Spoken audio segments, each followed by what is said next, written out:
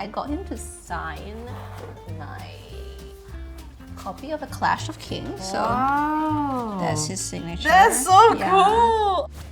Hi, I'm Shuan and welcome to the Library Report, a series where we explore intriguing stories, fascinating books, and the people behind them. In this episode, we explore the bookshelf of our special guest, a book reviewer, and find out more about her bookish habits. Stay tuned to the end of the episode for a very special giveaway.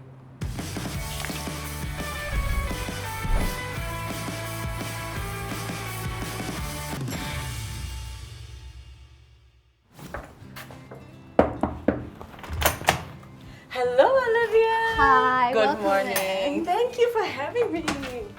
Oh, I can't wait to see this bookshelf. Whoa! This is such a huge collection. Are all of these yours? Most of them are mine. Some are my husband's, of course, because he built these shelves for me. So I have to let him have some of his own, but the rest are mine, yeah. Okay, so you have so many books here. I have to ask, is your first love on these shelves? I would have to say it's the Lord of the Rings by J.R.R. Tolkien. So I read that book when I was 9 years old. That's the year the movie came out. So you got this box set, and my father bought it for me because he loves it as well. And fundamentally, it's a story about very small people trying to triumph against insurmountable evil. It goes to some very dark places, but ultimately it's a very hopeful story. And I think of it as one book. A lot of people are like, that's cheating, that's 6 books or 3 books, depending on which edition. But to me, it's one book, and the movies are one movie, even though it's 11 hours long. Just long, it's just a very long book and a very long movie, I get it. And I noticed that you don't just have books on here, you also have these like really cute figurines and... These were a wedding gift from my friend in the US who I've known for years, and he hand paints figurines from books and movies and so on. And these are from the Lord of the Rings. It's my favorite scene in which Eowyn, the warrior, she faces off against the Witch King of Angmar, who is an undead being of great power. Yeah, that's such a powerful scene. Let's play a game. You're going to space. You can only pick 3 books to bring to space. What would you bring? Well, the Lord of the Rings, obviously. Which you count as one book, even Which though I it's count 11. as one book, even though. We give you a chance. Yeah, a lot of value packed into that. So you can get a little good reading out of that. I would pick Invisible Cities. Okay. By Italo Calvino. And so this is a Italian book. It's about cities, but it's not a novel in the way that most people assume novels are. So it's just this guy called Marco Polo, the explorer, and he's talking to the Emperor Kublai Khan, and he tells him about all these cities. All the cities are fictional, so they're all named after women. Right. And so there's like cities and desire, cities and memory. It's very beautifully written, and even though the cities are fictional, it really makes you think about city space and the invisible aspects of city space that you don't really see, like the way that people are connected, the networks created by people moving, trading, how memory is created in cities, how desires, how cities are constructed by signs. And I think if I was in space, I would really want to know that. Yeah. Lastly, these are not books, but I would love to bring them with me. So these are... I remember these. Yeah, so if you remember, these notebooks used to be popular when we were young, and you could buy them for $2, and I don't think you can find them anymore. I would write poems that I like in them. So this is the first one, which is Bert Norton by T.S. Eliot. And they're 14 lines, exactly, so you can copy sonnets, which is really great, I think. And I used to copy a lot of Singapore authors as well, from like student anthologies. So this would be the Juvenilia, and they saw it now. You've got this. This is Janice Heng, who is my colleague. Oh, actually. wow! Did you tell her? Yes, she finds it very awkward. Because it's like from when she was so young, right? She must have been like a teenager when she wrote that. So what kind of a reader are you? Are you a binge reader? Do you read a few books at the same time? I do read a few books at the same time. I like to usually have one by the bed, one somewhere else in the house, and one on the go. And then, in the times when we worked in the office, I would have a few in the office. And so I'll hop between all of these. And you're reading all of them at the same time? Yeah. Wow, how do you keep track? I can can. I think some other people can't. I think what my friend once said, it was like, it's like you're cheating on them. But he's like, I can't do that. But that's how I prefer to do it. Yeah, I do take notes when I read. If I'm reviewing the book, I keep my notes in my phone. I don't take notes of what I'm reading. I just take notes of the page number. Okay. Oh yeah, because otherwise you have to flip through the whole thing. Yes, trust me, you can never find it again. Yeah. You will never be able to find it. I read quite quickly. I think my working speed is about 400-page novel in 4 hours. If I'm left alone and nobody disturbs me. That's very fast, right? I think so. But because sometimes you would get the book on the same day as you have the review has to come out, right? So I think one time I read Margaret Atwood's The Testaments.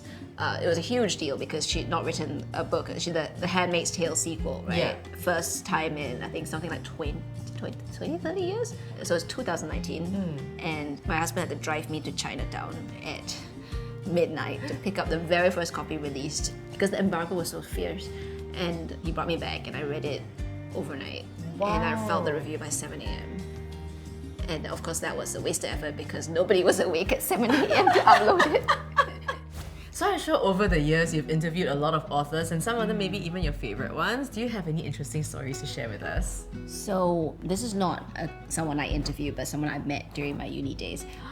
So for instance, George R.R. Martin, the author of A Song of Ice and Fire, which gave rise to the Game of Thrones television series. Yeah. So he came to my university theatre to give a talk. This was before Game of Thrones exploded. Really took off. So it was like, I think season 2 or something. And then it was still kind of cult at the time. And then he came to give us a talk. And then I got him to sign my copy of A Clash of Kings. So that's his signature. That's so cool! Oh my god, look at this! So he's with care. Yeah, and it was so because at the time we were very confident he would finish The Winds of Winter, and of course many years later we are no longer so confident. But he was talking very enthusiastically about it. Okay, so do you have anything else that you hold very dear to you on these shelves? Okay, so I'll tell you a story. At the university theatre where I would volunteer as a stage crew, and then they would allow us in return to sneak into shows sometimes. And so at the time I was dating a sound engineer, and I had gone to see this stand-up show that he could get me into, the stand-up comedy show. And I went to look for him. He was on the roof of the theatre. It was hanging out with this man, like a sort of had a very long beard and a cane with a snake head on it. And they were just hanging out, and I was like, oh cool, my boyfriend and his strange friends. And so I hung out with them for a bit and chatted, and after a while the man was like, okay, I gotta get ready for the show, and he went downstairs. And then my boyfriend turned to me, he was like, did you know that was Alan Moore? And I was like, oh my god, because Alan Moore is this seminal graphic novelist who wrote A Watchmen, V for Vendetta, A League of Extraordinary Gentlemen. Like, he changed the face of graphic novels as we know them. And I was like, how did that? Because he's really identifiable. It's just that I just never thought that he would be hanging out on the theatre, with my boyfriend. And I was like, oh my god. And so I was like, I have to get, his autograph. But we didn't know how to go about it because we were in the theatre, so there's no paper. Yeah. And then we found this piece of lighting gel. So lighting gel is like to change the colors of the lights. And there was a straw colored gel. And then we asked him to sign it, and he was a really good sport, and he did. Wow. And it's here. So I got it framed. Yes, this deserves a frame. That's incredible. That's so so cool. it says, to Olivia, with lots of love from your pal, Alan Moore. Oh, what a friendly man. Yeah, he looks very scary, but he's quite nice. So sweet. I'm so glad also that you had the right pen for the gel. Yes. Can you imagine? You have a Bookstagram account where you wear these gorgeous outfits that match your books, and it's called Ohomatopia. Yes. Is it pronounced correctly? Ohomatopia. Ohomatopia. How did that start? So it started in, I think, early 2017 when I just started taking over the books beat. And there are two aspects to how it started. So one was that I was going for a work event, and I had worn this purple top and a pink skirt. And then I realized that I looked exactly like the cover of this book that I was reading at the time, which actually I have here. So. Oh, see? Yeah, so this is Bali Kaur Jaswal's erotic stories for Punjabi widows. And so I was like, oh, this is pretty cute. So I took a photo of myself with the cover of the book and I posted it on Facebook. Everyone's like, oh, that's very charming. And then, so that was one thing. And then the second thing was that I interviewed Neil Gaiman, who is one of my favorite authors. And I was very excited by this. It was still one of my favorite interviews I've ever done with an author. So I posted the link on Twitter to share it, and then didn't get a lot of traction, nothing much happened. And then I took a photo of myself with the book that he had just written, which was Norse mythology.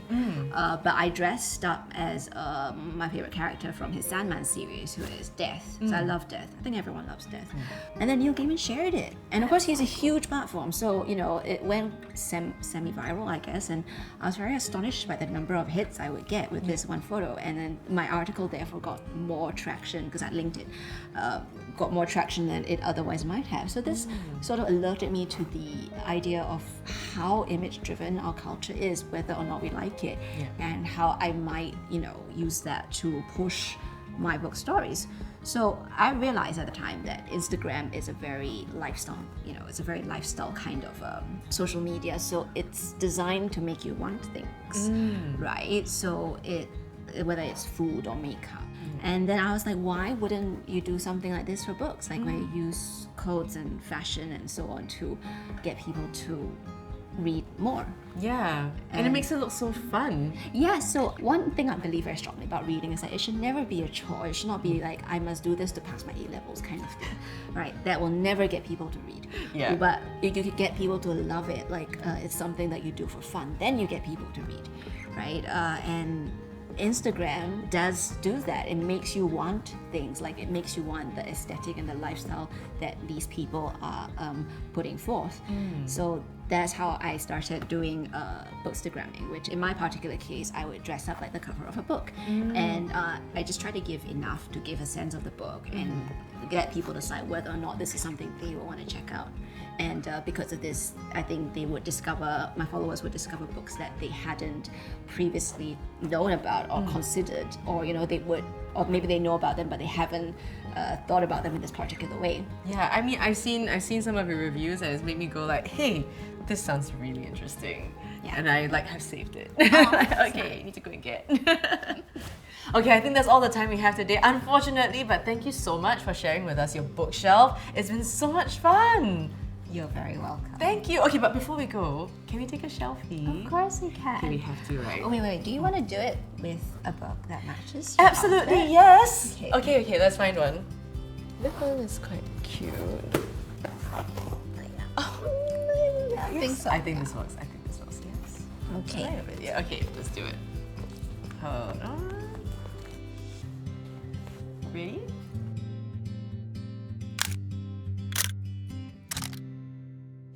Thank you for joining us on this episode of the Library Report. If you want to grow your own book collection, here's a chance to win a $30 Kinokuniya voucher. All you need to do is like the video and leave a comment below telling us, of all the books you've seen in this episode, which one will you pick up next and why? There are more details in the description box down below. Alright, remember also to subscribe and hit that notification bell so you'll know when our next episode comes out. Till next time, happy reading!